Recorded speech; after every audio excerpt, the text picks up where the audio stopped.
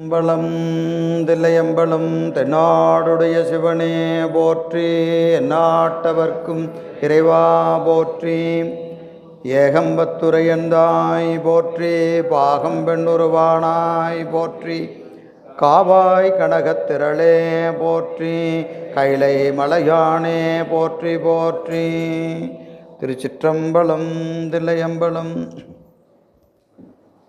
ஒளியர்கோன் வெப்பொழித்த புகழியர்கோன் கழல் போற்றி, ஆளிமிசை கல்மிதப்பில் அணைந்த பிரான் அடி போற்றி. வாழி திருநாவலூர் வன்தொண்டர் பதம் போற்றி, ஒளிமலி திருவாத ஊரர் திருத்தாள் போற்றி.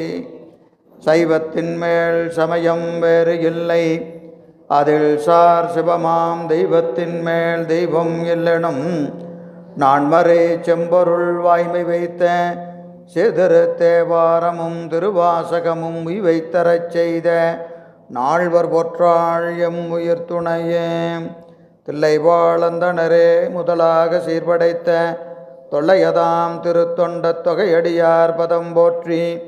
ஒல்லையவர் புராணகதை உலகறிய விரைத்துரைத்த செல்வமளி குன்றத்தூர் சேக்கிழாரடி போற்றி.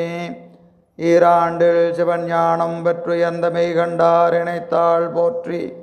நாராண்ட பல்லடியார்க்கு அருள் புரிந்த அருள் நந்தி நற்றாள் போற்றி. நீராண்ட கலந்தை நகர் மறைஞான சம்பந்தர் நிழல்தாள் போற்றி. சீராண்ட தில்லை நகர் உமாபதியார் செம்பதுமத்திருத்தாள் போற்றி போற்றி. திருச்சிற்றம்பலம் தில்லையம்பலம். திருநாவுக்கரசு வளரு திருத்தொண்டின் நெறிவாழ வருஞானத்தவ முனிவர் வாகீசர் வாய்மைதிகள் பெருநாமச்சீர் பரவலுருகின்றேன் பேருலகில். ஒரு நாவுக்கு உரை செய்ய உண்ணாமை உணராதேன். திருச்சிற்றம்பலம் தில்லையம்பலம். எல்லாமல்ல ஈர்த்தனை ஆண்ட எந்தை பிரான் அருள் தரும் பன்னார்மொழி அம்மையுடன் அமர் திருநனாவுடை பெருமானது திருவடித்தாமரைகளை மனமொழி மெய்களாலே வணங்கி, அடியேனை இந்த சென்னரிலே ஆற்றுப்படுத்திய ஞானாசிரிய பெருமக்களுடைய திருவடித்தாமரைகளை மனமொழி மெய்களாலே வணங்கி, இந்த சைவ சித்தாந்த ஞானசாத்திர வகுப்பை தொடர்ந்து சுயமெடுத்து கொண்டிருக்கின்ற அத்துணை அடியார் பெருமக்களுடைய திருவடித்தாமரைகளையும் மனமொழி மெய்களாலே வணங்கி மகிழ்கின்றேன். திருவருளும் குருவருளும் கூட்டிய நிலையிலே நாம் கடந்த வகுப்பில் சைவ சித்தாந்தத்தினுடைய மணிமகுடமாக போற்றக்கூடிய சிவஞான போதத்தினுடைய முதல் பகுதி சிறப்பு பாயிரத்தை சிந்தித்து நிறைவு செய்திருக்கிறோம். சிறப்பு பாயிரம் நமக்கு மலர்தலை உலகில் மாயிருள் துமிய பலர்புகழ் ஞாயிறு படரின் அல்லதை காண்டல் செல்லா கண்போல் ஈண்டிய பெரும்பெயர் கடவுளில் கண்டு கண்ணுருள் தீர்ந்து அருந்துயர் குரம்பையில் ஆன்மா நாடி மயர்வர நந்திமுனிகண தளித்த உயர் சிவஞான போதம் உரைத்தோன் பெண்ணை புனல் சூழ் வெண்ணை சுவேதனன் பொய்கண்டகன்ற மெய்கண்ட தேவன் பவ நனி வன்பகை கடந்த தவறடி புனைந்த தலைமையோனே என்று சொல்லக்கூடிய நிலையிலே நாம் கடந்த வகுப்பில் சிறப்பு பாயிரத்தை நிறைவு செய்திருக்கிறோம். அடுத்ததாக இன்று மங்கள வாழ்த்து முதலாகிய பகுதிகளை நாம் இன்று சிந்திக்க இருக்கிறோம். இதை நமக்கு மாதவ சிவஞான முனிவர் இந்த மங்கள வாழ்த்தை அறிமுகம் செய்கிற போது ஒரு குறிப்பு தருகிறார். அது என்ன அப்படின்னு பார்த்தீங்கன்னா, காமிகம் முதலாகிய சைவ ஆகமங்களுள் ஞானபாத பொருளின் இகழறுத்து அவற்றின் பொருள் உண்மையை போதித்ததற்கு, அதாவது ஆகமங்கள் எத்தனை? 28 என்று சொல்லப்படுகிறது. அதில் ரௌரக ஆகமம் என்றொரு ஆகமம் இருக்கிறது. காமிகம் முதலாக 28 ஆகமங்கள் எதை சொல்லுகிறது என்று சொன்னால் சரியை, கிரியை, யோகம், ஞானம். ஆகமங்களில் சரியை சொல்லக்கூடிய ஆகமங்கள் உண்டு, கிரியை சொல்லக்கூடிய ஆகமங்கள் உண்டு, யோகத்தை சொல்லக்கூடிய ஆகமங்கள் உண்டு, ஞானத்தை சொல்லக்கூடிய ஆகமங்கள் உண்டு. அவற்றில் பெரும்பாலும் ஆகமங்கள் ஞானபாதத்தை விதந்து பேசும். ஆகமங்களில் சிறப்பாக கையாளப்படுவது எது? ஞானபாதம். அப்படி இந்த ஞானபாதங்களை நாம் படிக்கிற போது அதிலே நமக்கு பல்வேறு வகையான ஐயங்கள் எழுவது இயல்பு. மயக்கம், ஐயம் எழுவது இயல்பு. அதனால் இந்த சிவஞான போதத்தை நம்முடைய ஆசிரிய பெருமகனார் மெய்கண்டார் செய்வதற்கு காரணம் என்ன, ஏன் செஞ்சாருங்கிறத சொல்கிறார். காமிகம் முதலிய சைவ ஆகமங்களுள், காமிக முதலாக சொல்லப்படுகிற 28 ஆகமங்களிலே சொல்லப்படுகிற ஞானபாதம், ஞானபாதத்தின் பொருளை இகழறுத்து, இகழறுத்துன்னு அதுங்க குற்றங்கள் நீக்கி. இப்போ அதில் படிக்கிற போது நமக்கு என்ன வரும்? நிறைய சந்தேகம் வரும். இதில் ஏன் இப்படி சொல்லியிருக்கிறாங்க, அதில் ஏன் அப்படி சொல்லியிருக்கிறாங்க, இதுலேயும் அதுலேயும் சொல்லியிருக்கிறதுக்கு ஏதோ முரண்பாடு இருப்பது போல தோன்றுகிறதே என்று பல ஐயங்கள் இயல்பாகவே யாருக்கு தோன்றும்? படிக்கிற மாணவர்களுக்கு தோன்றும். அப்போ அந்த ஐயங்களை நீக்குவதற்காக இகழறுத்து பொருள் உண்மையை போதித்தற்கு, பொருள் உண்மையை போதித்தற்கு. பொருள் உண்மை என்பது என்னங்க? பொருள் என்னது? சைவ சித்தாந்தம் சொல்லக்கூடிய பொருள் எத்தனை? பதி, பசு, பாசம். பதியினுடைய இயல்பு, பசுவினுடைய இயல்பு, பாசத்தினுடைய இயல்பு ஆகிய பொருள்களின் உண்மையை போதித்தற்கு, ஆன்மாக்களுக்கு விளக்குதல் பொருட்டு ரௌரவ ஆகமத்தில் எழுந்த சிவஞான போதம். மாதவ சிவஞான முனிவர் ஒரு கொள்கை கொண்டிருக்கிறார். ஏற்கனவே முதல் வகுப்பிலே உங்களுக்கு சொன்னேன். இந்த சிவஞான போதம் வடமொழியினுடைய மொழிபெயர்ப்பு என்பது சிவஞான முனிவருடைய கொள்கை. இது வடமொழியா முதல் தமிழ் நூலா என்பது ஆராய்ச்சிக்குரியது, சரிங்களா? ஆனால் சிவஞான முனிவர் கொள்கை என்னது? வடமொழியில் ரௌரவ ஆகமம் என்று சொல்லக்கூடிய ஆகமத்தில் இருக்கக்கூடிய சிவஞான போதத்தை நம்முடைய மெய்கண்ட தேவநாயனார் தமிழிலே மொழிபெயர்த்தார் என்பது முனிவருடைய கொள்கை. அதனால் அவர் எழுதுகிறாரு, ரௌரக ஆகமத்தில் எழுந்த சிவஞான போத நூலினை தமிழ் உலகம், தமிழ் உலகம் உய்தற் பொருட்டு.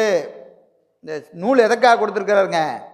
தமிழ் உலகம் உய்வு பெற வேண்டும், ஞானபாத பொருளை விளங்க வேண்டும், ஞானபாதத்தின் வழி நின்று இறைவன் திருவடியை அடைய வேண்டும் என்கின்ற திருக்கண் நோக்கம், கருணையின் காரணமாக மெய்கண்ட தேவநாயனார் இந்த நூலை நமக்கு அருளி இருக்கிறார் என்று சொல்லுகிறார். எனவே தமிழ் உலகம் உய்தல் பொருட்டு எடுத்துக்கொண்ட ஆசிரியர், எடுத்துக்கொண்ட ஆசிரியர், நூலாசிரியர் யார்? மெய்கண்டார். அதை என்ன செய்கிறாரு? எடுத்துக்கொண்ட ஆசிரியர் சாக்கிரத்தே அதீதத்தை புரியும் தமக்கு இடையூறு சிறிதும் அணுகாமை அறிந்தாராயினும். இது முதல் பாட்டு. என்னது? மங்கள வாழ்த்து. மங்கள வாழ்த்துல யாரை வணங்குறாரு? விநாயகப் பெருமானை வணங்குறார். விநாயகப் பெருமானை வணங்குகிறார். இப்போ விநாயகப் பெருமானை யார் வணங்கணும்? ஒரு கேள்வி. விநாயகப் பெருமானை யார் வணங்கணும்? யார் வணங்கணும்? எல்லாரும் வணங்கணும். எதுக்கு வணங்கணும்? எடுத்துக்கொண்ட காரியம் இடையூறு இன்றி நிறைவு பெறும் பொருட்டு விநாயகப் பெருமானை வணங்கணும். எடுத்துக்கொண்ட காரியம் விக்னேஸ்வரன், விக்னங்களை இல்லையாக செய்பவன். ஒரு காரியத்தை தொடங்கினா நமக்கு ஏதோ ஒரு வினை வயத்தால் அதில் நமக்கு என்ன வரும்? இடையூறு வரும். அப்போ இடையூறு வராமல் இருக்கணும்னா ஒரு காரியத்தை துவங்கும்போது என்ன செய்யணும்? மூத்த பிள்ளையார் என்று சொல்லக்கூடிய விநாயகப் பெருமானை வணங்கி அந்த காரியத்தை துவங்கணும். ஆனால் இந்த நூல் செய்கிறவர் யார்? மெய்கண்டார். அவருக்கு இடையூறு வருமா? நமக்கு வரும். சரி, மெய்கண்டாருக்கு இடையூறு வருமா? வராது. ஏன்னா அவர் சாக்கிரத்தை அதீதத்தை புரிந்தவர். என்ன சொல்றாரு? சாக்கிரத்தை அதீதத்தை புரிந்தவர்னு எழுதுறாரு. சாக்கிரத்தை அதீதத்தை புரியறதுன்னு என்னது? அந்த சொல்லுக்கு என்ன பொருள்? சாக்கிரத்தை அதீதத்தை புரிந்தவர். நாமளும் சாக்கிரத்தை அதீதத்தை புரிஞ்சவங்க தான். மெய்கண்டாரும் சாக்கிரத்தை அதீதத்தை புரிஞ்சவர் தான். என்ன வேறுபாடு? என்ன வேறுபாடு?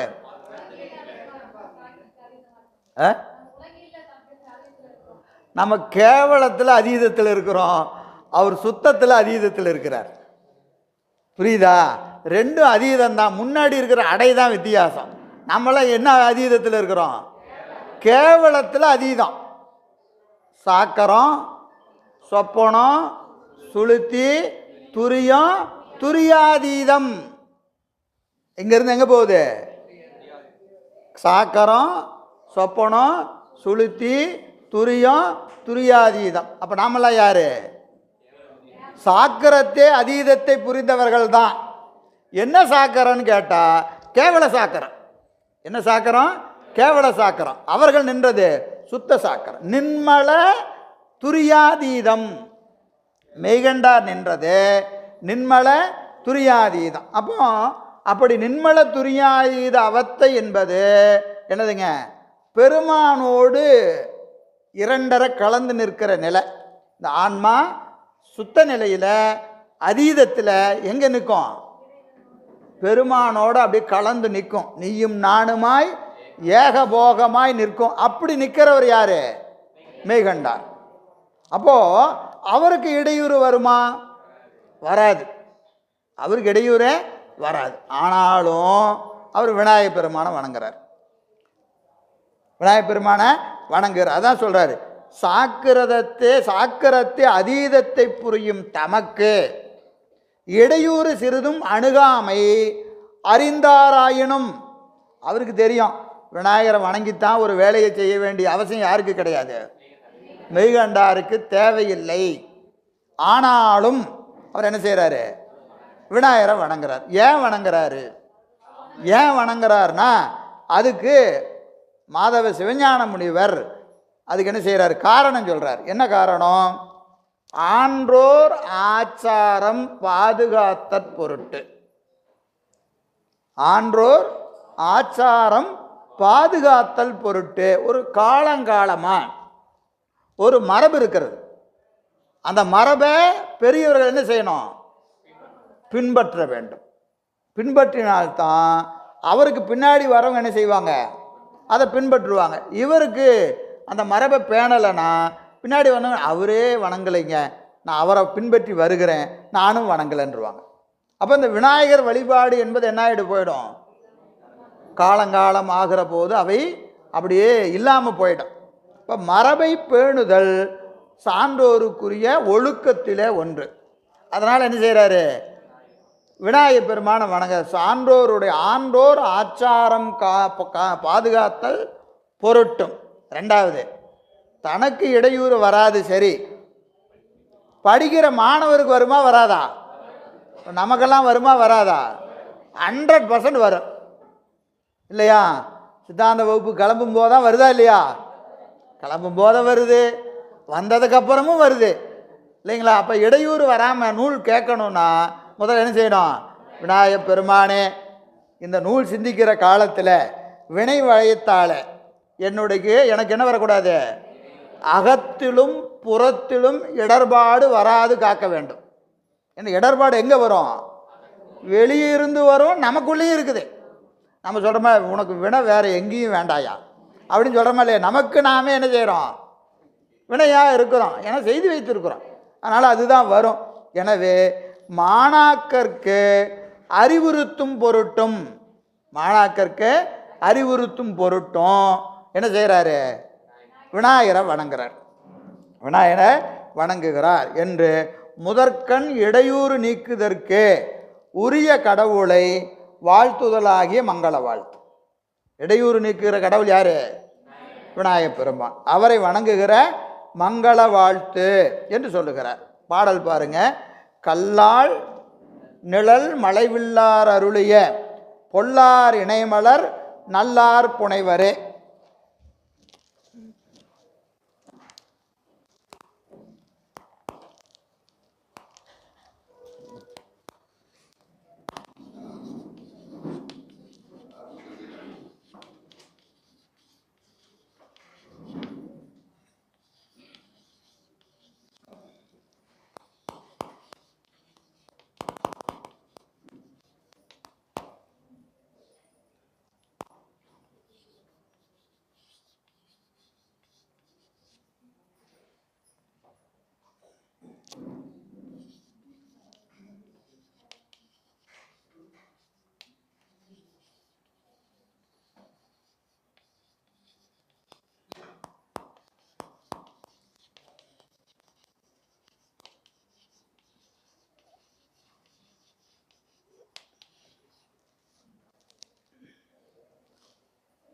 கல்லால் நிழல் மலை வில்லார் அருளிய, மலை வில்லார் என்று வரணும் இந்த இடத்துல. இது வருகிற போது எப்படி வரும்?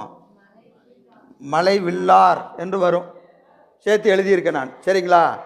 கல்லால் நிழல் மலை வில்லார் அருளிய பொல்லார் இணைமலர் நல்லார் புனைவரே. கல் ஆள், கல்லால் என்னது? ஆலமரம், கல்லால மரம், கல்லால மரம் இல்லைங்களா? தென்முகப்பரமன் துதி என்னது? கல்லாலின் புடையமர்ந்து நான்மறை ஆரங்க முதற் கற்ற கேள்வி வல்லார்கள். சரிங்களா? அது கல்லால மரம். அந்த ஆலமரத்தில் அந்த ஆலமரம் ஒரு அது ஒரு வகை. எது? கல்லால மரம். கல்லால மரம். கல் ஆள், கல்லால் நிழல் அதன் அடியிலே, கல்லால மரத்தினுடைய நிழலிலே, கல்லால மரத்தினுடைய நிழலிலே என்ன செய்தார்? மலை வில்லார், மலை வில்லார், மலையை வில்லாக வளைத்தவர். உட்கார்ந்துருக்கிற இடம் கல்லால மரத்துக்கு அடியில் அமர்ந்திருப்பார். அவர் செய்த வேலை என்னது? மேருமலையை வில்லா வளைக்கிறார். மேருமலையை வில்லா வளைத்தவர். அப்போ இதுக்கு முன்னாடியே அது நடந்துருச்சு. எப்போ வளைச்சாரு? எப்போ வளைச்சாரு? எதுக்காக வளைச்சாரு? திரிபுர சம்ஹாரம், முப்புறங்கள் எரித்தவர். முப்புறங்களை எரித்தவர் இல்லையா? அந்த வரலாறு தெரியும் தானே? திரிபுர சம்ஹார வரலாறு தெரியுமா தெரியாதா? ஈரம்பு கண்டிலர் ஏகம்பர் தம்கையில் ஓரம்பே முப்புறம் உந்தி பெற ஒன்றும் பெருமிகை. ஏகம்பர், அவருக்கு பேர் என்னது? ஏகம்பர்.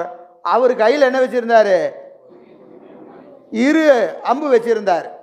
இங்கே ஒன்று சொறி வச்சிருந்தார், ஒன்று கையில் வச்சிருந்தார். சரிங்களா? அதை ஒன்று என்ன செஞ்சார்?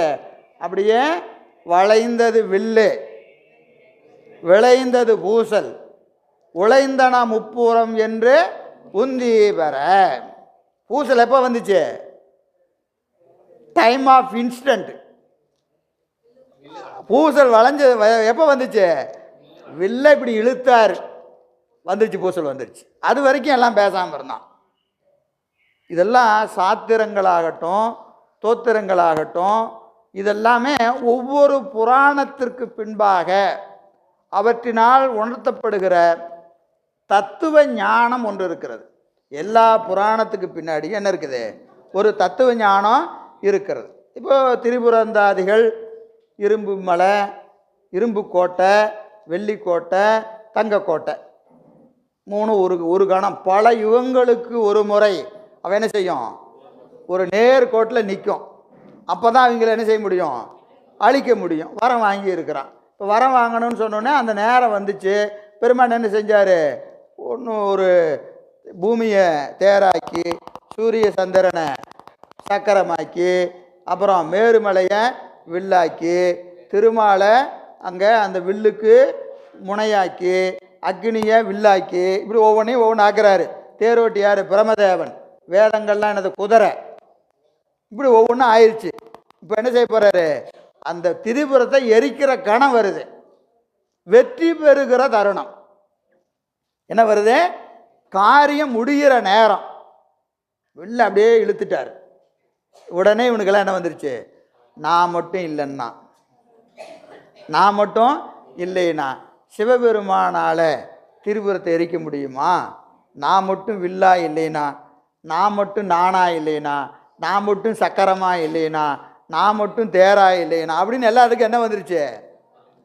ஆணவ மலம் வேலை செய்யுது. ஆணவ மலம் வேலை செய்யுது. எல்லாரும் சேர்ந்து ஒரு காரியம் செய்வோம். காரியம் ஆரம்பிக்கும் போது நமக்குள்ள என்ன வராது? எந்த ஈகோவும் இருக்காது. ஆமா, எல்லாம் ஒன்றா சேர்ந்து செய்வோன்னு ஆரம்பிப்போம். அந்த வேலை முடிஞ்சு அந்த வெற்றி அப்படின்னு ஒன்று வந்தோடனே அந்த வெற்றி கிரீடத்தை தூக்கி யார் தலையில் வைக்கிறது? எல்லாத்துக்கும் கிரீடம் வைக்க முடியாது இல்லையா? வெற்றி என்கிற மகுடத்தை யாருக்கு வைக்க முடியும்? யாரோ ஒரு ஆளுக்கு வைக்கணும். அப்போ தான் வரும் பிரச்சனை. அது வரைக்கும் எல்லாரும் என்னது? ஒன்றா இருப்பான். அந்த வெற்றி வாகை சோடுகிற நேரம் வருகிற போது எனக்கு நானும் தான் வேலை செஞ்சேன், என் பேரை சொல்லவே இல்லை. நானும் தான் அதை செஞ்சேன், என் பேரை சொல்லவே இல்லை. நான் மட்டும் அந்த வேலையை செய்யலைனா இந்த கிடச்சிருக்குமா? நான் எத்தனை நாள் கஷ்டப்பட்டேன் தெரியுமா? எப்படியெல்லாம் கஷ்டப்பட்டேன் தெரியுமா என்கின்ற எண்ணம் யாருக்கு வரும்? எல்லாருக்கும் வரும்.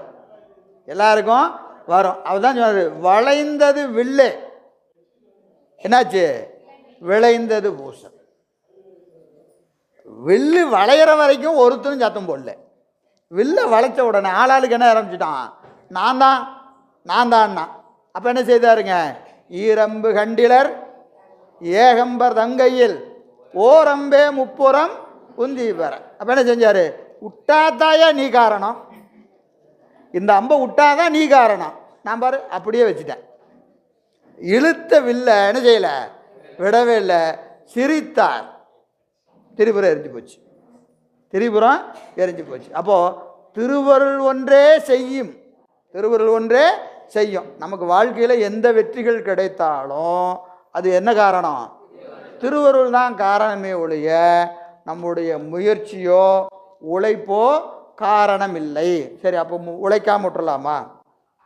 முயற்சி செய்யாமல் விட்டுறலாமா அப்படின்னு கேட்டால், முயற்சிப்பதும் திருவருள் தான், உழைக்க வைப்பதும் திருவருள் தான். யாராருக்கெல்லாம் அந்த புண்ணியம் இருக்குதோ அவர்களையெல்லாம் பெருமான் என்ன செய்வான்? அவர்களையெல்லாம் தேர்வு செய்து அவர்களை அந்த பணியில் ஈடுபடுத்தி அந்த புண்ணியத்தையும் அவர் நம்ம கை கொடுத்துருவார். தேர்வு செஞ்சது அவரு, வேலை செய்ய வைக்கிறது அவரு, எல்லாத்தையும் செஞ்சுட்டு புண்ணியத்தை என்ன செஞ்சிருவார்? நம்ம கையில் கொடுத்துருவார். நம்ம கையில் கொடுத்துருவார். அப்போது அது திருவருள் என்று நினைக்கிற நினைப்பு நமக்கு வரணும். வந்துட்டால் நம்ம என்ன செய்யலாம்? என்ன செய்யலாம்? அந்த பணியை தொடர்ந்து செய்யலாம். பணியை தொடர்ந்து செய்யலாம். இல்லைன்னா என்ன செய்ய முடியாது? அந்த பணி நமக்கு கிடைக்காது. நேரம் முடிஞ்சோன்னே என்ன செஞ்சுருவாங்க? ரொம்ப நன்றி, இது வரைக்கும் பணி செஞ்சதுக்கு ரொம்ப நன்றி, இதா இவர் பணி செய்ய விரும்புகிறாரு அப்படின்னு நம்மளை தூக்கி இப்படி ஓரமாக உட்கார வச்சுட்டு இன்னொரு கொண்டு வந்து உட்கார வச்சுருவார். ஆனால் பணி என்ன ஆகும்? அது பாடு நடந்துகிட்ருக்கோம். நாம் இருந்தாலும் இல்லைனாலும் பணி என்ன ஆகிட்டு இருக்கோம்? நடந்து கொண்டே இருக்கும். அது நமக்கு வாய்ப்புக்கு நம்ம கைவிட்டு போயிடும். சரிங்களா? அதான் இங்கே. எனவே அந்த மலையை வில்லாக வளைத்தவர் அருளிய அருளிய இங்கே கல்லால மரத்தின் அடியிலே மேரு மலையை வில்லாக வளைத்த பெருமான் அருள் செய்தார். என்னங்கய்யா? சிவஞான போதத்தில் முதல் நூற்பா, இப்போ நம்ம அடுத்து அதானே படிக்க போகிறோம். அதில் இந்த கேள்வி இருக்குது. இப்போது திருமால் இருக்கிறாரு, பிரம்மா இருக்கிறாரு. இப்போ இவங்களையெல்லாம் பெருமான் என்ன செய்கிறாரு? என்ன செய்கிறாரு? அதித்திட்டு நின்று, திருமாலை அதித்திட்டு நின்று, பிரமனை அதித்திட்டு நின்று உலகத்தில் பெருமான் என்ன செய்கிறாரு? ஐந்தொழில் செய்கிறார். ஐந்தொழில் செய்கிறார். இப்போ அந்த இடத்துல முனிவர் ஒரு கேள்வி கேட்குறார். இதே கேள்வி தான் கேட்குறார். என்ன கேள்வி? எதுக்குங்க அவரை போய் அதித்திட்டு நின்று அந்த வேலை செய்யணும்? என்ன செய்யலாம்? நேராக செய்யலாம்ல. அவரே நேராக செய்யாமல் இவன் அருவியில் போய் நின்றுக்கிட்டு செய்ய சொல்லணும். அவன் கொஞ்ச நேரம் செஞ்சுட்டு என்ன சொல்லுவான், நான் தான் செஞ்சம்மா. செஞ்சுட்டு என்ன சொல்லுவான், நான் தான் செய்வான். அப்புறம் அவனுக்கு என்ன செய்யணும், ஒரு கொட்டு வைக்கணும். அவனுக்கு ஒரு கொட்டு வச்சு, டேய் நீ செய்யலை, அட ஆமாம் நான் தான் செய்யலையாட்டுக்குது அப்படின்னு 2வது தடவை செய்வான். இப்போ 10 தடவை சொல்லிட்டு செஞ்சுட்டு சொன்னவன் ஒரு கொட்டு வாங்கணும்னு என்ன செய்வான், ஒரு 30 தடவை செஞ்சுட்டு திருப்பி சொல்லுவான். முதல் 10 தடவை சொல்லிட்டு செஞ்சுட்டு சொன்னவன் ஒரு கொட்டு வாங்கணும்னு என்ன செய்வான், அப்படியெல்லாம் சொல்லக்கூடாது அப்படின்னு அவனுக்கு எது வரைக்கும் தாங்கும், ஒரு 30 தடவை தாங்கும். திருப்பி 30 தடவை ஆனவொன்னு என்ன வந்துடும், அவர் தான் செஞ்சார் இருந்தாலும் அப்படிமா. சரியா, அப்புறம் என்ன தெரியும், திருப்பி ஒரு கொட்டு வைப்பார். அப்போது இது கொட்டு வாங்கி கொட்டு வாங்கி கொட்டு வாங்கி அவன் என்ன செய்வான், ஒரு ஏதாவது ஒரு காலையில் ஐயோ என்ன விட்டுருங்க நான் செய்யலை அப்படின்னு சொல்லுவான். இவ்வளோ கஷ்டம் எதுக்கு, என்ன செய்யலாம், அவரே செய்யலாமா இல்லையா? ஏன் செய்யலை, ஏன் செய்யலை? முதல் நூற்பாவில் காண்க. சரியா, இந்த கேள்வியை மறக்காமல் நீங்கள் எனக்கு கேட்கணும். முதல் நூற்பால 3வது அதிகரணம். கேள்வியை மறக்காமல் கேட்பீங்களா? பதில் நான் சொல்லிடுறேன். கேள்வி என்ன செய்யணும், மறக்காமல் கேட்கணும். இந்த கேள்விக்கு பதிலே அங்கே இருக்குது, அங்கே பார்ப்போம். சரியா, ரைட். இப்போயே சொல்லிடணுமா? கொஞ்சம் சஸ்பென்ஸ் இருந்தால் தாம்மா தூங்காமல் இருப்பீங்க. அதுதான் மறக்காதீங்கன்னு சொல்கிறோம். அதைத்தான் நாங்கள் சொல்கிறோம், மறக்காமல் கேளுங்க அப்படின்னு சொல்கிறோம். புரியுதா? நீங்கள் எவ்வளோ தூரம் ஆர்வமாக இருக்கிறீங்கன்னு எப்படி தெரியும், அப்போ தானே தெரியும் இல்லையா? ஒன்றும் இல்லை, அந்த ஆன்மாக்கள் செய்த புண்ணியத்தின் பயனை அவர்களுக்கு கொடுக்கணும். அப்புறம் புண்ணியம் செய்கிற போது அந்த ஆன்மாவுக்கு அதிகார மல வாசனை இருக்கும். என்ன இருக்கும், அதிகார மல வாசனை இருக்கும். அப்போ அதிகார மல வாசனை இருந்தால் அதுக்கு என்ன செய்யணும், அதையும் கொடுத்து இது ஒன்றும் இல்லை, இது உனக்கு இடைஞ்சல் தான், நீ செஞ்ச புண்ணியத்துக்கு நீ அதிகாரத்தில் போய் உக்காராம என்ன கேட்கணும், திருவடியை கேட்கணும். ஆனால் இப்போ சொன்னால் கேட்பியா? கேட்க மாட்டேன். என்ன செய்ய, போய் உக்காரு, அதை அதிகாரத்தை அனுபவிச்சதுக்கு அப்புறம் தான் உனக்கு தெரியும் இது நமக்கு இடையூறு, அதிகாரங்கள் நமக்கு இடையூறு, அடங்கி நிற்பது தான் சிறந்ததுன்னு எப்போ தெரியும், போய் நின்னாதான் தெரியும். அது வரைக்கும் சொன்னால் கேட்காது இல்லையா? ஒரு இடத்துல போய் முன்னாடி ஒரு லீடராக நின்னா எப்படி இருக்கு, நல்லா தான் இருக்கு, போய் நின்னா நல்லா தான் இருக்கு. அவனை கேட்டால் தான் தெரியும். அவனை சொல்லுவான், படிக்கவே முடியலடா, மார்க்கெல்லாம் முதல்ல அவ்வளோ மார்க் வாங்கிட்டு இருந்தேன், என்னை லீடராக போட்டாங்க, படிக்கவே முடியல, அடுத்த வேலையை பார்க்கறதுக்கே சரியா இருக்கு, நமக்குன்னு என்ன செய்ய முடியல இல்லைங்களா? அப்போ அதிகாரம் என்பது இடையூறுங்கிறது அனுபவிச்சாதான் தெரியும். அப்போ அந்த அனுபவத்தை அவனுக்கு கொடுக்கணுமா இல்லையா? அதுக்காக படைக்கணும்னு ஆசைப்பட்டா இந்தா பிரம்மனாக இருந்துக்கோ, காக்கணும்னு ஆசைப்பட்டா திருமாலாக இருந்துக்கணும்னு என்ன செய்கிறாரு, அதை அவர்களுக்கெல்லாம் கொடுக்குறாரு. ஆனால் அதுக்கு அவங்க என்ன செஞ்சுருப்பாங்க, புண்ணியம் செஞ்சுருப்பாங்க. சும்மா எல்லாத்துக்கும் தூக்கி கொடுத்துட முடியாது. ஆசைப்பட்டதுனால கொடுத்துட முடியுமா என்ன? நம்ம ஆசைப்பட்டதெல்லாம் கொடுத்தா நான் ஏன் இப்படி இருக்கிறேன் அப்படின்னு கேட்போமா இல்லையா? அதனால் சரி, எனவே நிழல் மலைவில்லார் அருளிய, மலைவில்லார் அருளிய, அந்த மலையை வில்லாக வளைத்த இறைவன் அருளினான். எதை அருளினாரு? பொல்லார். மலைவில்லார் பொல்லாரை அருளினார். பொல்லார், பொல்லுதல் என்பது என்னதுங்க? இதுதான் பொல்லுதல்னு பேரு. பொல்லுதல் உளி கொண்டு செதுக்குது. அது இங்கே என்ன வருது, இந்த பொல்லார்னு வருது. எழுத்து போலி சில நேரத்தில் செய்யுள் நோக்கி என்ன செய்யும், இப்படி எழுதுகிற வழக்கம் யாருக்கு உண்டு, உரிமை யாருக்கு உண்டு, புலவருக்கு உண்டு. நாம் எழுதுனா எழுத்துப்பிழை. சரியா, நம்ம எழுதுனா எழுத்துப்பிழை. ஆனால் புலவருக்கு என்ன உண்டு, உரிமையான என்னது, கல்லால் வில்லார் பொல்லார் நல்லார் வருதா இல்லையா? இந்த இல் போட்டால் என்ன ஆயிரும், இதுக்கு என்ன பேருமா, எதுகையா மோனையா சொல்லுங்க தமிழ், ஆ ஆ எதுகை. இது என்னது? இது எதுகை.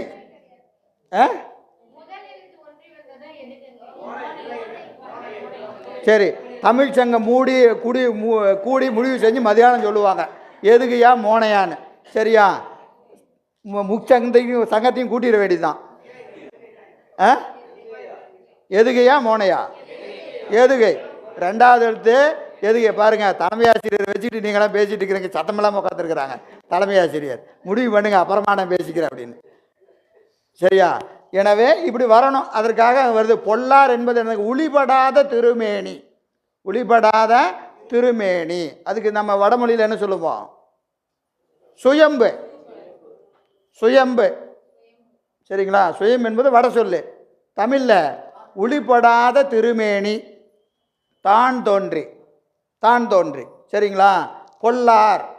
பொல்லார் என்பது பொல்லுதல் இல்லாத விநாயகப் பெருமான். ஒளிபடாத திருமேனியாகிய விநாயகப் பெருமான். அந்த விநாயகப் பெருமானுடைய இணை மலர். இணை மலர்னா என்னது? திருவடி. யார் புனைவாங்க? நல்லார் புனைவர. யாருடைய தலைமையிலையெல்லாம் விநாயகப் பெருமான் திருவடி இருக்கிறதோ அவர்கள்லாம் யார்? நல்லார். அப்போ மற்றவங்கெல்லாம் யார்? பொல்லார். எந்த பொல்லார்? இந்த பொல்லார் இல்லை. இந்த பொல்லார் இல்லை. இதே பொல்லார் வேற பொல்லார். சரிங்களா? அப்போ இறைவன் என்ன செய்திருக்கிறாரு? விநாயகப் பெருமானை நமக்கு வழங்கி இருக்க. எதற்காக? எதற்காக? நல்லார்கள் புனைதற் பொருட்டு. நல்லார்கள் விநாயகப் பெருமானுடைய திருவடியை தலைமையில வச்சுக்கிறதுக்காக விநாயகப் பெருமானை நமக்கு கொடுத்திருக்கிறார். கொடுத்து இருக்கிறார். இது பொதுவான செய்தி. இது கொஞ்சம் நுட்பமாக பார்க்கணும். சரி, இது மங்கள வாழ்த்து. என்னதுங்க? மங்கள வாழ்த்து. மங்கள வாழ்த்து என்பது 3 வகையாக பொருள்படும். மங்கள வாழ்த்து 3 வகையாக பொருள். ஒன்று வாழ்த்து, இன்னொன்று வணக்கம், மற்றொன்று பொருள் இயல்பு உரைத்தல். வாழ்த்து, வணக்கம், பொருள் இயல்பு உரைத்தல்.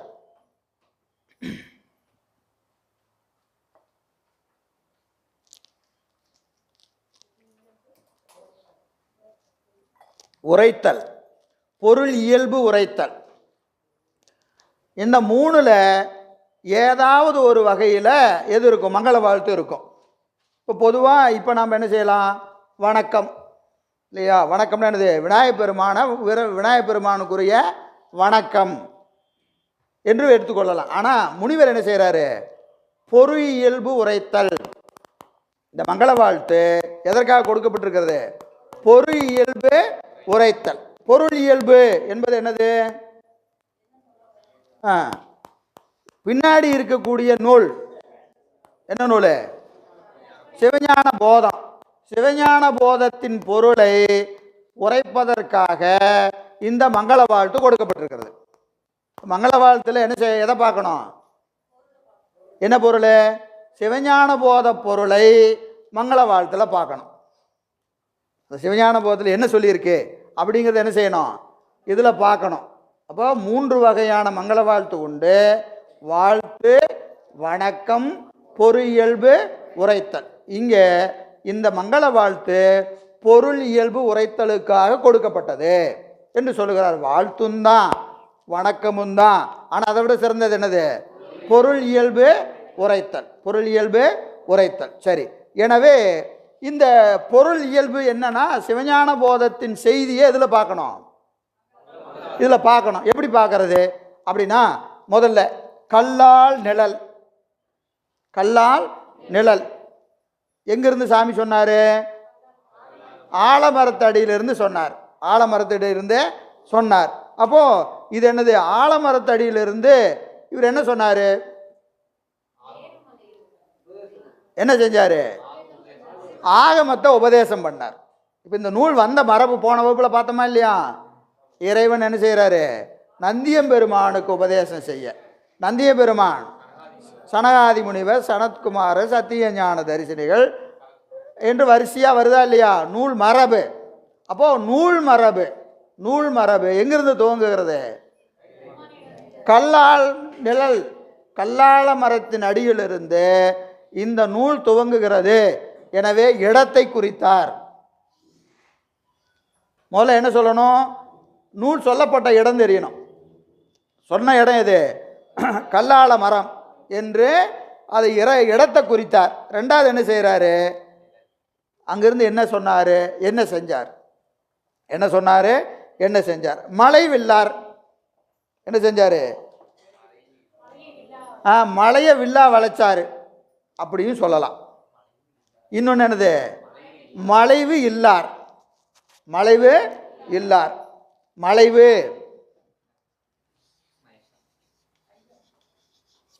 இல்லார்.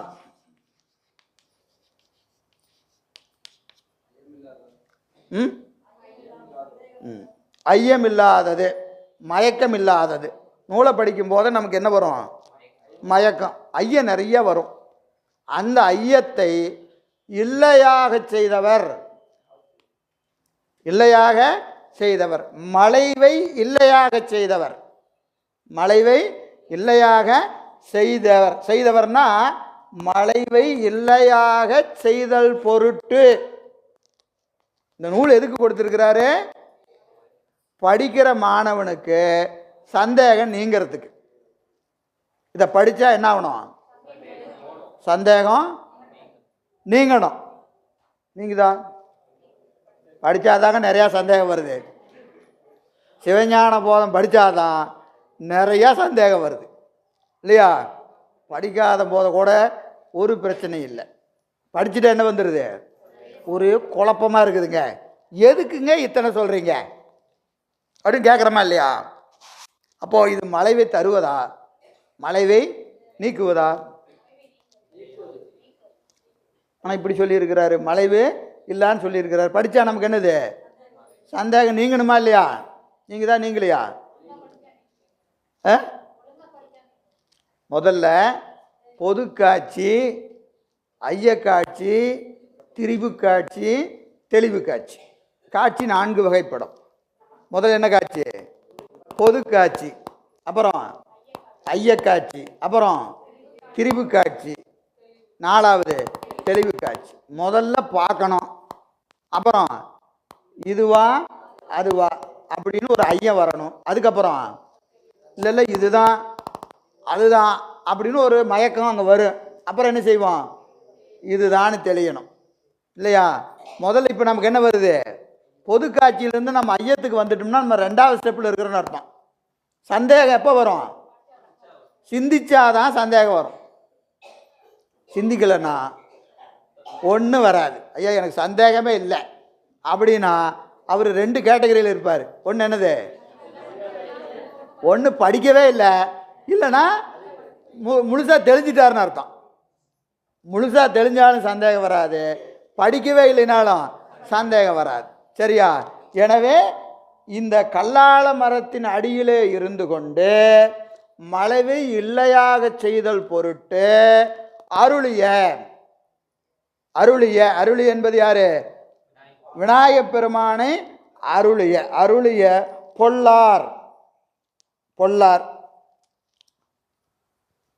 இணைமலர் விநாயகப் பெருமானுடைய திருவடியை நல்லார் புனைவரே. இதில் பாருங்க, மலைவில்லார் என்பதற்கு 2 பொருள். ஒன்று மேருமலையை வில்லாக வளைத்தவர், மற்றொன்று மலைவை இல்லையாக செய்தவர். அவர் என்ன செய்தார்? அருள் செய்தார், அருள் செய்தார், அருள் செய்தார். இவர் அருள் செய்தது என்ன அப்படின்னு கேட்டிங்கன்னா என்ன செய்தார்? இங்கே திரிபுரத்தை எரித்த பெருமான், திரிபுரத்தை எரித்த பெருமான் விநாயகப் பெருமானை நமக்கு கொடுத்திருக்கிறார். திரிபுரத்தை எரித்த பெருமான் தான் என்ன செய்கிறாரு? விநாயகப் பெருமானை நமக்கு கொடுக்கிறார். அதனால் இவர் என்ன செய்கிறாரு அப்படின்னு கேட்டிங்கன்னா வீடு பெற்றை அருளுகிறார், வீடு பெற்றை அருளுகிறார், வீடு பெற்றை அருளுகிறார். வீடு பெற்று அருள்னா பந்தமும் வீடும், இந்த அருளல் என்பதற்கு அருளல் என்பது ஒன்றா சொல்லலாம், ரெண்டா சொன்னா பந்தம் வீடு, மூணா சொன்னா மூணா சொல்லலாம். எப்படி சொல்லலாம்? படைத்தல் காத்தல் அழித்தல். முத்தொழிலா சொல்லலாம். ஐந்தொழிலா சொன்னான் படைத்தல் காத்தல் அழித்தல் மறைத்தல் அருளல். ஒன்னா சொன்னா வீடு பேருன்னு சொல்லலாம், ரெண்டா சொன்னா பந்தமும் வீடும், மூணா சொன்னா படைத்தல் காத்தல் அழித்தல், அஞ்சா சொன்னா படைத்தல் காத்தல் அழித்தல் மறைத்தல் அருளல். எப்படி சொன்னீங்கன்னாலும் எல்லாம் என்னது? அருளலே. பார்த்திடின் எல்லாம் அருளே. அவர் படைச்சான அருள் தான், காத்தான அருள் தான், மறைத்தான அருள் தான், அருளினாலும் அருள் தான். இறைவன் எது செய்தாலும் அது என்னது? அருளல் தான். நம்ம அடிக்கடி ஒரு ரூல் சொல்லுவோமே, என்னது? The boss is always correct. The boss is always correct. பெருமான் என்ன செஞ்சாலும் அருள் தான். அவர் இன்பத்தை கொடுத்தாலும் அருள் தான், துன்பத்தை கொடுத்தாலும் அருள் தான். ஆனால் அது துன்பத்தை கொடுக்கிற போது அது அருள் என்று பார்க்கிற பக்குவம் நமக்கு இருக்கணும். இல்லைன்னா பக்குவம் வர வரைக்கும் அது நமக்கு துன்பமாக தெரியும். அப்போ இறைவன் என்ன செய்தாலும் என்னது? அருளலை. எனவே ஐந்தொழில் செய்கிற பெருமான், ஐந்தொழில் செய்கிற பெருமான் என்ன செய்கிறாருங்க? விநாயகப் பெருமானை நமக்கு கொடுக்கிறார் என்று சொல்லுவார். இதில் ஒரு 2 இலக்கணம் சொல்கிறாரு முனிவர். இந்த இடத்துல 2 இலக்கணம் சொல்கிறார். இணை மலர், இணை மலர், இதுக்கு 2 இலக்கணம் சொல்கிறாரு. சும்மா சொல்லி வைக்கிறேன், புரிஞ்சாலும் சரி புரியலனாலும் சரி, புத்தகத்தில் இருக்கிறது எங்கேயாவது ஒரு பக்கம் சொல்லணுமா இல்லையா? அதனால் சொல்லி வைக்கிறேன். சரியா? என்ன அப்படின்னு கேட்டிங்கன்னா,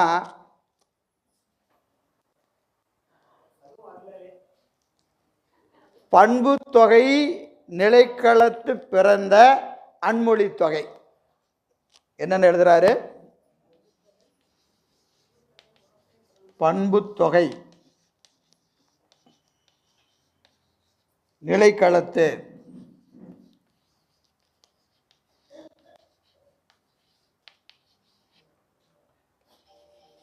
பிறந்த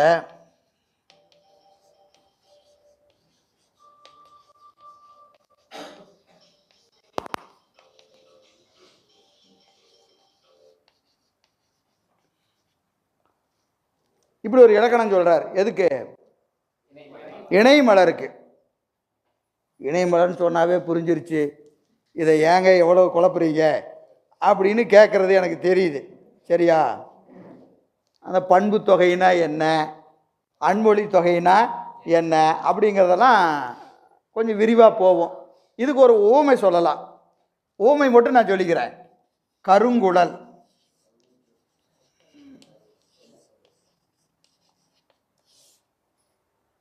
கருங்குழல் வெண்மையில் திருவாசகம் கச்சர நிமிர்ந்து கதிர்த்து முனை படித்து எதில் வருது? போற்றி திருவிழா. கருங்குழல் வெண்ணகை வருதா இல்லையா?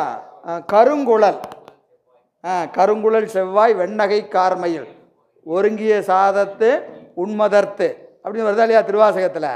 இந்த கருங்குழல், கருங்குழல்னா என்னது? கருங்குழல்னா என்னது?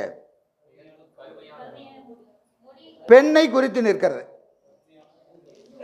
கருமையான குழலையுடைய பெண், கருமையான குழலையுடைய பெண், கருங்குழல் என்ற சொல்லு. இங்க பெண் என்ன ஏதாவது இருக்கா? பெண் என்று எங்கேயாவது இருக்கா? ஆனால் இது யாரை குறிக்குது? பெண்ணை குறிக்குது. எப்படி குறிக்குதுன்னா இதான் இலக்கணம். பண்பு தொகை நிலைக்களத்து பிறந்த அன்மொழி தொகை. அன்மொழி தொகைன்னா என்னன்னு சொல்லணும், பண்பு தொகைன்னா என்னன்னு சொல்லணும். நான் அதுக்குள்ளெல்லாம் போகலை, உங்களை ரொம்பலாம் நான் டெஸ்ட் பண்ண விரும்பலை. ஏன்னா பின்னாடி நிறையா டெஸ்ட் இருக்குது, இன்றைக்கே நிறையா டெஸ்ட் இருக்குது. அதனால் அந்த டெஸ்ட் இப்போயே ஸ்டார்ட் பண்ண வேண்டாம். சரியா? அப்போது கருங்குழல் என்பது பெண்ணை குறிக்கிறது. கருமையாகிய நிறத்தையுடைய குழலையும் அந்த குழலையுடைய பெண்ணையும். இப்போ முதல்ல கருமை குழலுக்காகி குழல் யாருக்காகுது? பெண்ணுக்காகுது. அந்த என்னதுங்க, கருமையாகிய பெண் பண்பு தொகைன்னா என்னது? ஆகியங்கிற உருபு மறைஞ்சு நிற்கும். ஆகிய என்கிற சொல் இருக்காது. ஆனால் நீங்கள் வருவிச்சுக்கணும். கருமையாகிய குழல் அது யாரை குறிக்குது? அந்த குழலுடைய பெண்ணை குறிக்கிறது. பெண்ணை குறிக்கிறது. அதுபோல இணை மலர் என்பது இணையாகிய மலர், மலராகிய திருவடி. இணையாகிய மலரை குறித்து மலர் போன்ற திருவடியை குறித்து நிற்கிறது. இது ஒரு இலக்கணம். சரியா? புரியுதா புரியலையா? எழுதி வச்சுக்கங்க. இப்படி ஒரு இலக்கணம் இருக்கு, இப்படி ஒரு இலக்கணம் இருக்கிறது என்று வைத்துக் கொள்ளுங்க. ரெண்டாவது, இணைமலர் என்பதற்கு என்னது? இணையாகிய திருவடி. இணையாகிய திருவடி. இணை என்பது என்னதுங்க? பேர், போத்து, ஜோடி. பாதத்தை எப்பவுமே இணைன்னு தான் சொல்லணும். ஒரு செட்டுன்னு சொல்கிறோமா இல்லையா? சாப்பிடும்போது பூரி ஒரு செட்டு அப்படின்னு சொல்கிறோமா இல்லையா? அது என்னது? ரெண்டு வரும் எப்பவுமே, தனியாக வராது. ஒரு பூரி கூட இல்லைங்க, ஒரு செட்டு தாங்க சொல்கிறானா இல்லையா? அதான் இணை. சரியா? அதுதான். அப்போ திருவடி எப்படி இருக்கும்? இணையார் திருவடி.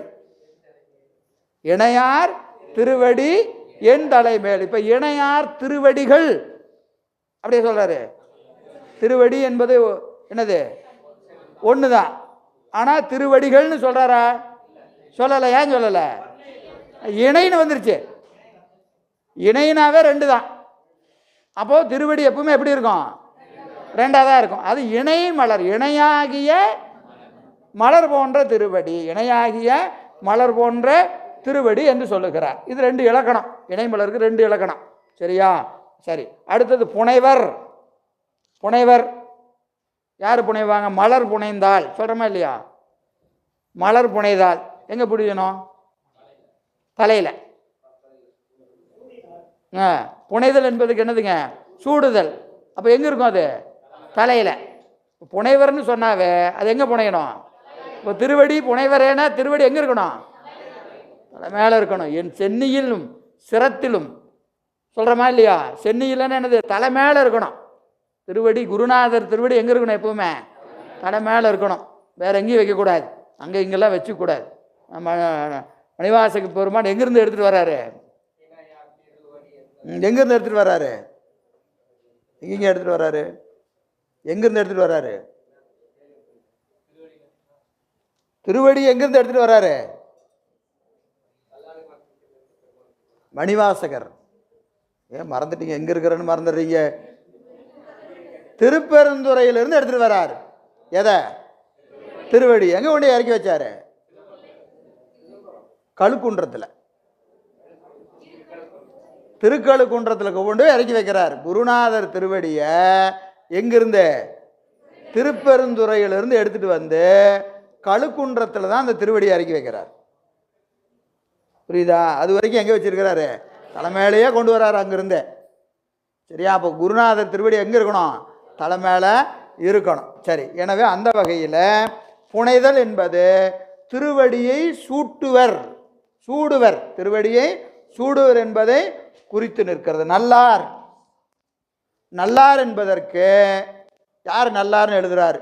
கேட்டு சிந்தித்து தெளிந்த நல்லார்னு எழுதுறார். கேட்டு சிந்தித்து தெளிந்தோரே நல்லார்.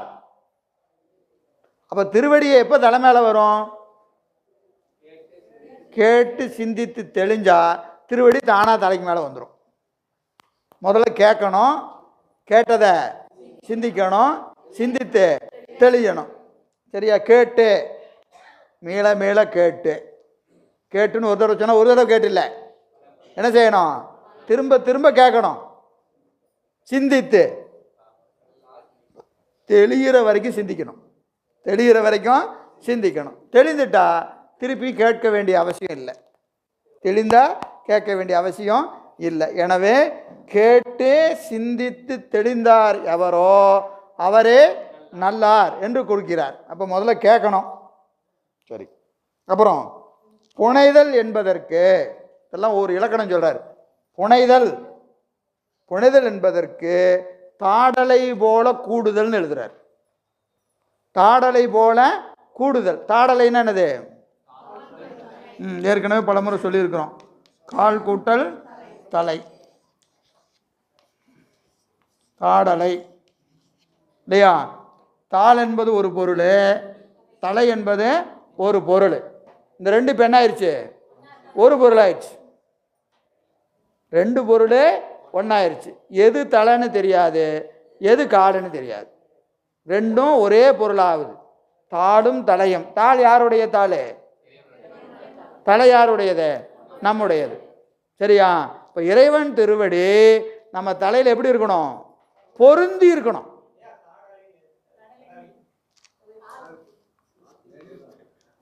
கால் இருக்கிறது தெரியக்கூடாதுங்கய்யா, அது இயல்பா இருக்கணும். எதையாவது சொல்லி கேட்டு. ஆமா, தாடலை. ஆமா, இல்லை கரெக்டு தான். தாடலை என்பது தாளும் தலையும் எது இருக்குது எது இல்லைன்னே தெரியக்கூடாது. அப்படி இருக்கணும், ஒன்றா இருக்கணும். ரெண்டு எப்படி இருக்கணும்? ஒன்றா இருக்கணும். தாடலை என்பது அதுதான். இருபொருள் கலப்பினாலே ஒன்றாக நிற்றல் அத்துவிதம். அதுபோல புனைதல். புனைதல் என்பது என்னது? இப்போ உதாரணத்துக்கு நம்ம சிற்றின்பத்தில் சொல்கிறோமா இல்லையா? புனைதல்னு ஒரு சொல் இருக்கா இல்லையா? சிற்றின்பத்தில் இருவர் உடம்பாலும் அறிவாலும் எப்படி இருக்கிறாங்க? வேறுபாடு இல்லாமல் கூடி இன்பம் துய்த்தல். இன்பம் துய்த்தல். இங்கே இன்பம் கொடுப்பது இறை, இன்பத்தை துய்த்தல் அணு. இன்பத்தை கொடுப்பது இறை, இன்பத்தை துய்ப்பது அணு. எங்க இருக்கு இந்த பாட்டு? உண்மை விளக்கத்தில் என்ன இருக்குது பாட்டு? உண்மை விளக்கம். திடீர்னு நீங்கள் அங்கே போனீங்கன்னா, நாங்கள் சிவஞான போதத்தில் முழுகிட்டோம், திடீர்னு நீங்கள் எடுத்து உண்மை விளக்கத்துக்கு போனீங்கன்னா என்ன பண்ணுறது? 50வது பாட்டு.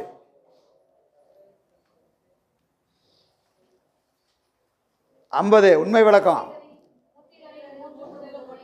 புத்தகத்தை வச்சிருந்தா தப்பிச்சுக்குவீங்க. புத்தகத்தை கையில் வச்சிருக்கணும்.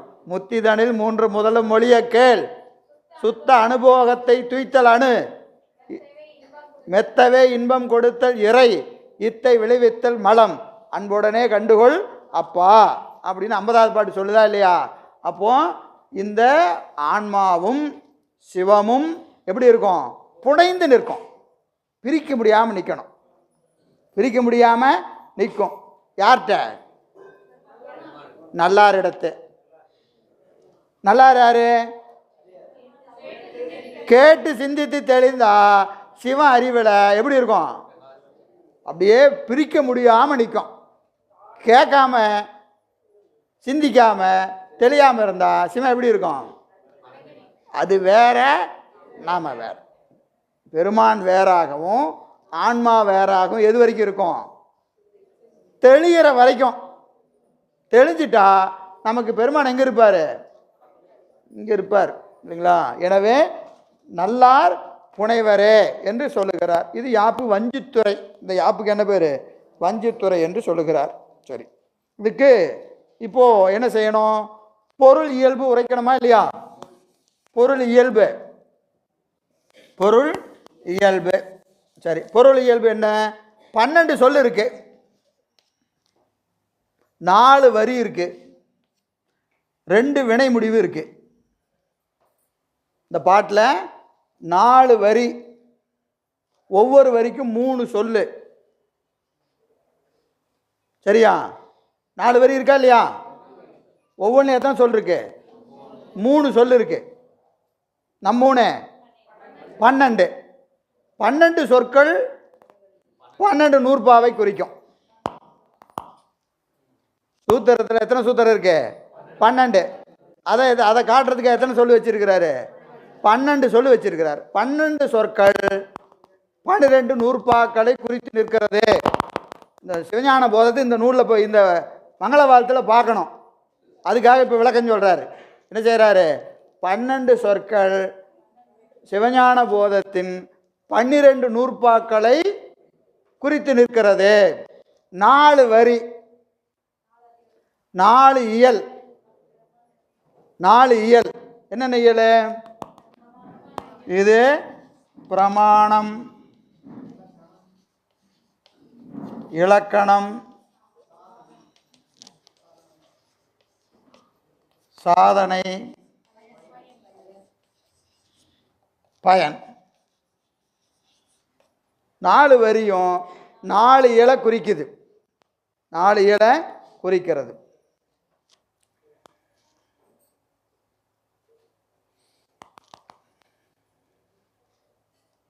இப்போ கல்லால் நிழல்னு சொன்னாரா இல்லையா? இது இடத்தை குறிக்குதுன்னு ஏற்கனவே சொன்னோம். இடம் குறிப்பதினாலே இது என்னது? பிரமாண இயல். இடத்தை குறிக்குது, அதனால இது என்னது? பிரமாண இயல். பிரமாண இயல். அடுத்தது வில்லார் அருளிய. வில்லார் என்பது அருளிய, அவர் என்ன செஞ்சாரு செயலை குறிக்குது. இது இடத்தை குறிக்குது, இது எதை குறிக்குது? செயலை குறிக்கிறது. செயலை குறிப்பதினாலே இது இலக்கணம். செயலை குறித்தானது இலக்கணம். 3வது இணை மலர், திருவடியை குறிக்குது. திருவடியை குறிக்குது. திருவடி தான் என்னது? சாதனை. திருவடி தான் சாதனை. சரிங்களா? அப்போ சாதனைகளை குறிப்பது 3வது வரி. அடுத்தது நல்லார் புனைவர பயன். பயன் என்னது? விநாயகப் பெருமான வணங்கினா இறைவன் திருவடி நம்ம தலைமையிலேயே இருக்குன்னு சொல்கிறாரா இல்லையா? அது என்னது? பயன் தானே. அப்போ இது என்ன இயல்? பயனியல். 4 வரினா 4 வரியும் எந்தெந்த வரி எதற்காக சொல்லியிருக்குன்னு ஒரு காரணம் சொல்கிறாரு. இடத்தை குறிப்பதினாலே பிரமாண இயல், செயலை குறிப்பதினாலே இலக்கண இயல், திருவடியை குறிப்பதினாலே சாதனை இயல், பயனை குறிப்பதினாலே பயனியல். பயனை குறிப்பதினாலே பயனியல். சரி, அடுத்தது 2 வினை எச்சம் இருக்கு. 2 வினை எச்சம். அருளிய, புனைவரே. வினை எச்சம். வினை எச்சம்னா இலக்கணத்தில் என்னது? வினை எச்சம் எஞ்சி நிற்கும். எஞ்சி நிற்கும், முடிஞ்சிருக்காது சொல்லு. அருளிய அப்படின்னா என்னது? அருளும் பொருட்டு அப்படின்னு செஞ்சுக்கணும். அப்போ அந்த வினை என்ன ஆகுது? எஞ்சி நிற்குதா இல்லையா? எஞ்சி நின்னானது வினை எச்சம்னு பேர். ஏகாரத்தில் முடியும். வினை எஞ்சி நிற்கும். வினை எஞ்சி நிற்கும். இப்போ அருளிய என்பது ஒரு வினையச்சம், புனைவரே என்பது ஒரு வினையச்சம். 2 வினையச்சம் இருக்கு. 2 வினையச்சம் இருக்கிறது. எனவே இது 2 அதிகாரங்களை குறித்து நிற்கிறது. ஒரு அதிகாரம் என்னது? பொது அதிகாரம். இன்னொன்று சிறப்பு அதிகாரம்.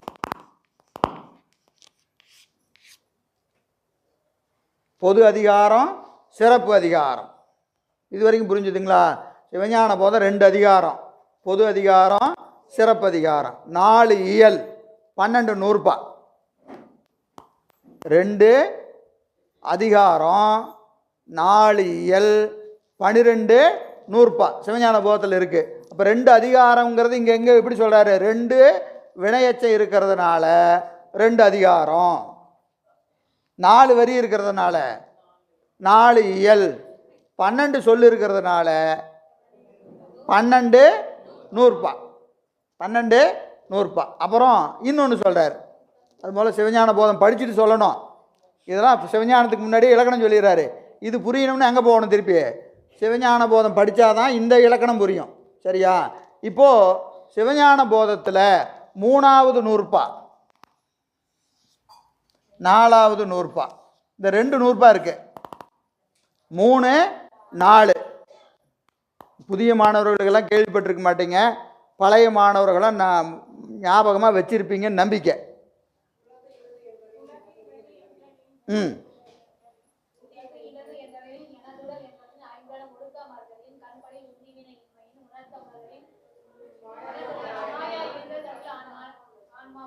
ஆன்மா உளது. இது 3வது நூற்பா. கருத்துரை ஆன்ம பிரகாசம் உணர்த்துதல் நுதலிற்று. ஆன்ம பிரகாசம் உணர்த்துதல் நுதலிற்று. மூணாவது நூற்பாவினுடைய கருத்துரை ஆன்ம பிரகாசம். மூணாவது நூற்பாவினுடைய கருத்துரை ஆன்ம பிரகாசம். உங்களெல்லாம் 10 வருஷத்துக்கு முன்னாடி நான் உட்காந்துருந்த பார்த்தா எப்படி இருந்ததோ அப்படியே இருக்குது. எங்கள் ஆசிரியர் நடத்தும் போது நான் இப்படியே தான் பார்த்துட்ருப்பேன். அதே மாதிரி பார்க்குறீங்க. சரியா? ஒன்றும் தப்பு இல்லை. 10 வருஷம் கழித்து எங்களுக்கு புரிஞ்ச மாதிரி உங்களுக்கும் 10 வருஷம் கழித்து புரியுன்னு வச்சுக்குவோம். சிவசிவா. சரியா? அதாவது மூணாவது நூற்பாவின் கருத்துரை, மூணாவது நூற்பாவினுடைய கருத்துரை ஆன்ம பிரகாசம். ஆன்ம பிரகாசம். ஆன்ம பிரகாசம் முதல்ல பிரமாண இயல்னு இருக்கா இல்லையா? பிரமாணம் என்னது? பொரு இயல்பு. 3 பொருள் இருக்குதுன்னு சொல்லணும். 3 பொருள் இருக்குன்னு சொல்லணுமா இல்லையா? முதல் சூத்திரம் எதுக்கு? 1 எதுக்கு பிரமாணம்? பதிக்கு பிரமாணம். 2 பாசத்துக்கு பிரமாணம். 3 பசுவுக்கு பிரமாணம். சரி, இது 3 சேர்ந்து என்னது? பிரமாண இயல். 4, 5, 6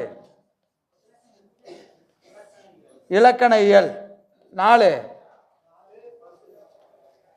பசுவுக்கு இலக்கணம். பசு இலக்கணம். இல்லை பின்னாடி விரிவாக பார்ப்போம். சரிங்களா?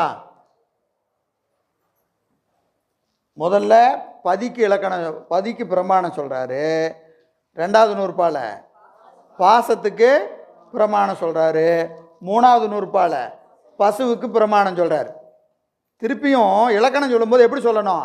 இதே ஆர்டரில் சொல்லணுமா இல்லையா? அப்படி சொல்லலை, ரிவேர்ஸில் சொல்கிறார்.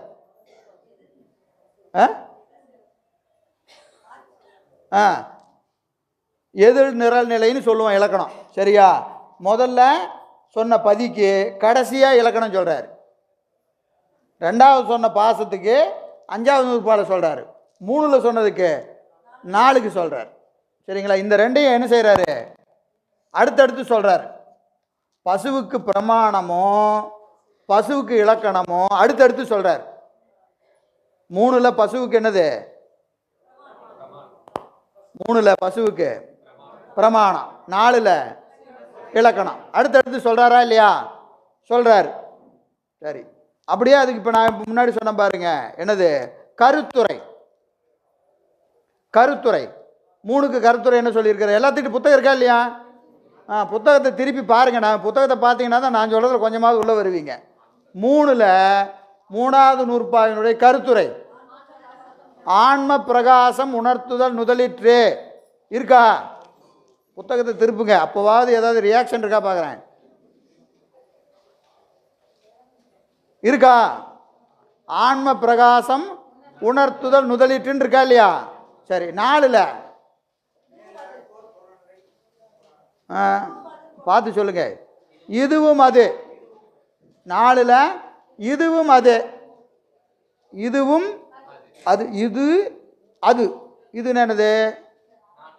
4ஆம் நூற்பா. அதுண்ணா 3ஆம் நூற்பா. சரியா? 4வது நூற்பாவின் கருத்துரை என்னன்னா 3 தான் 4 இருக்கா இல்லையா? 4வது நூற்பா கருத்துரை இருக்கா இல்லையா? இதுவும் அதுன்னு இருக்கா? அப்போ அதுக்கு தனியாக என்ன செய்யலை? கருத்துரை சொல்லலை. 3வது நூற்பாவின் கருத்துரையே 4க்கும். 3ல் என்ன சொன்னார்? ஆன்ம பிரகாசம் சொன்னாரா? இப்போ 4ல் என்ன சொல்கிறாரு? ஆன்ம பிரகாசத்தை தான் சொல்கிறாரு. அதை ஏன் 1 2 தடவை சொல்லணுங்கிறத அங்கே போய் பார்த்துக்கலாம். சரியா? இதுக்கு என்ன? இதுக்கு ஒரு உத்தி. என்ன உத்தி? மாட்டெறிந்து உரைத்தல். இதுக்கு என்ன உத்தி? மாட்டெறிந்து உரைத்தல். மாட்டெறிந்து மாட்டி விடுறது, கொக்கி போட்டு விடுறது. என்ன செய்யறது? கொக்கி போட்டு விடுறது, மாட்டி விடுறதுன்னு சொல்கிறோமா இல்லையா? நம்ம சொல்லுமில்ல, இவன் என்ன மாட்டி விட்டாயா? இது வேலை நடக்கும்போது என்ன செய்கிறான்? கோத்து விடுறது. இவன் அவனோட கோத்து விட்டா என்ன சொல்கிறது? மாட்டி விட்டுட்டான்னு சொல்கிறோமா இல்லையா? இந்த உத்திக்கு என்ன பேர்? மாட்டெறிந்து உரைத்தல் அப்படின்னு ஒரு உத்தி இருக்குது. மாட்டெறிந்து உரைத்தல். இவர் என்ன செஞ்சிட்டாரு? 3ஐயும் 4ஐயும் என்ன செஞ்சிட்டாரு? கோத்து விட்டுட்டார். 3வது நூற்பாவையும் 4வது நூற்பாவை என்ன செஞ்சிருக்கிறாரு? கோத்து விட்டுட்டார். மாட்டெறிந்து உரைத்தல் என்ற உத்தியினாலே 4வது நூற்பாவுக்கு ஆன்ம பிரகாசம் சொல்றார். ஏன் சொல்றாருங்கிறதெல்லாம் இப்போ வேண்டாம், அங்க அப்படியே சொல்றார். அதை இங்கே சொல்றார். அப்படி அங்கே வச்சிருக்கிறாருங்கிறத எங்க சொல்றாரு?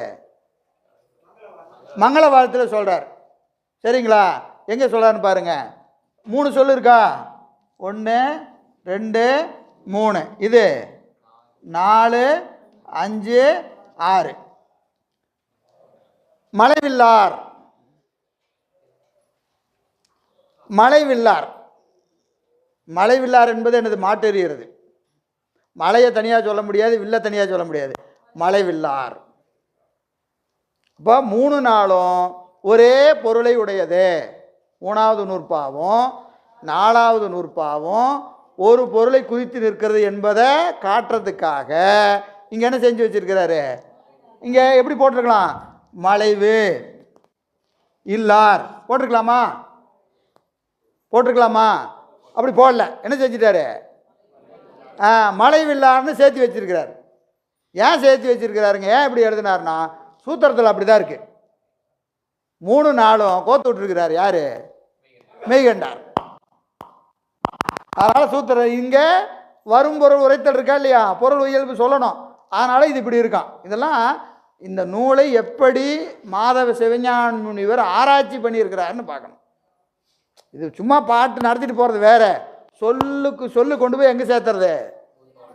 சூத்திரத்தில் போய் சேர்த்தணும். ஒவ்வொரு சொல்லையும் எடுத்துட்டு இந்த சொல்லு ஏன் இப்படி இருக்கு, போதத்தில் இப்படி இருக்கு, அதனால மங்களவாளத்தில் இப்படி இருக்கு, போதத்தில் இப்படி இருக்கிறதுனால இங்கே இப்படி இருக்குது என்று என்ன செய்யறது? நூலை நுணுகி நுணுகி நுணுகி ஆராய்ந்தாதான் இப்படி இலக்கணம் எழுத முடியும். புரியுதுங்களா? அப்போ சிவஞான முனிவர் இந்த நூலை எவ்வளவு படிச்சிருக்கணும், எவ்வளோ ஆராய்ச்சி பண்ணியிருந்திருக்கணும், அவர் அறிவில் எவ்வளவு திருவருள் விளங்கி நிற்கிறது என்பதை நீங்கள் இந்த இலக்கணத்தில் இருந்தால் தான் தெரிஞ்சுக்க முடியும். முன்னாடி சொன்னதெல்லாம் ஒன்றும் இல்லை. எனது கலால மரத்துக்கடியில் இருந்த இறைவன் அருளிய விநாயகப் பெருமானை கற்று கேட்டு தெளிந்த நல்லோர்கள் அவர்களுடைய தடையில் சூடியிருப்பார்கள். இது பொது. இது எல்லா உரை எடுத்தீங்கனாலும் இப்படி தான் இருக்கும். ஆனால் முனிவர் மட்டும்தான் என்ன செய்கிறாரு? 4 வரி இருக்கு, 12 சொல் இருக்கு, 2 வினையச்சம் இருக்கு, அப்புறம் என்னது இங்கே 3 நாளும் மாட்டெறிந்து உரைத்திருக்கிறார் என்று இத்தனை இலக்கணம் யார் எழுதுகிறார்? முனிவர் எழுதுகிறார். எனவே இது என்னது? மங்கள வாழ்த்து. எனவே இது மங்கள வாழ்த்து என்று இதை முடிவு செய்கிறார். சரி, அடுத்தது அவை அடக்கம்.